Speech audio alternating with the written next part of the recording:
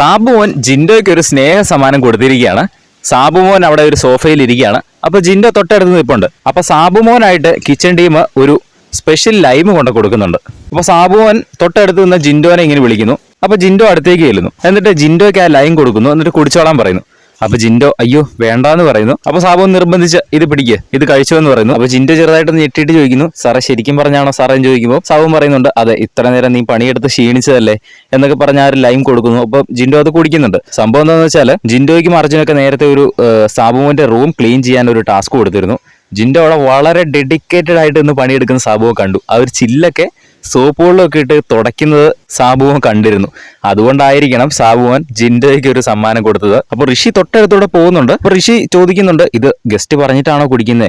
ഇങ്ങോട്ട് തന്നാലും വേണ്ടെന്നല്ലേ നമ്മൾ ആദ്യം പറയണ്ടേ? അപ്പൊ ജിൻഡോ പറഞ്ഞു, ഞാൻ അങ്ങനെയാണ് പറഞ്ഞത്, അല്ലാതെ ചോദിച്ചു നോക്കിയോ, സാറിന്റെ അടുത്ത് വേണം ചോദിച്ചു നോക്കിയോ എന്ന് പറഞ്ഞു. അവസാനം ഋഷി പറയുന്നു, ആ കുഴപ്പമില്ല, കുടിച്ചോ എന്നൊക്കെ പറഞ്ഞിട്ട് പോകുന്നു. എന്തായാലും ജിൻഡോനെ സമ്മതിക്കണം കേട്ടോ. ഈ സോപ്പ് ഇട്ടതൊക്കെ പുള്ളിക്ക് നല്ല പോലെ അറിയാം. ഇന്ന് ആ ഒരു റൂം ക്ലീൻ ആക്കിയതൊക്കെ നല്ല അഭിനയമാണ് കേട്ടോ. സാബു തൊട്ട് ഇപ്പുറം നിൽക്കുവാണ്. അതിന്റെ തൊട്ട് ഫ്രണ്ട് നിന്നുകൊണ്ടാണ് സോപ്പൊക്കെ ഇട്ട് വളരെ സെറ്റപ്പായിട്ട് ഇങ്ങനെ ക്ലീൻ ചെയ്യുന്നത്. പക്ഷെ എന്തൊക്കെ പറഞ്ഞാലും പുള്ളി അത് ചെയ്തു കേട്ടോ. സോപ്പ് ഇടാനാണെങ്കിലും എന്ത് തന്നെ കാണിച്ചിട്ടായാലും പുള്ളി അത് പണി എടുത്തുകൊണ്ട് തന്നെയാണ് അതിന് പ്രതിഫലം കിട്ടിയത്. അതായത് കൂടുതൽ ലൈവ് അപ്ഡേറ്റ്സിനായിട്ട് ചാനലൊന്ന് സബ്സ്ക്രൈബ് ചെയ്യുക.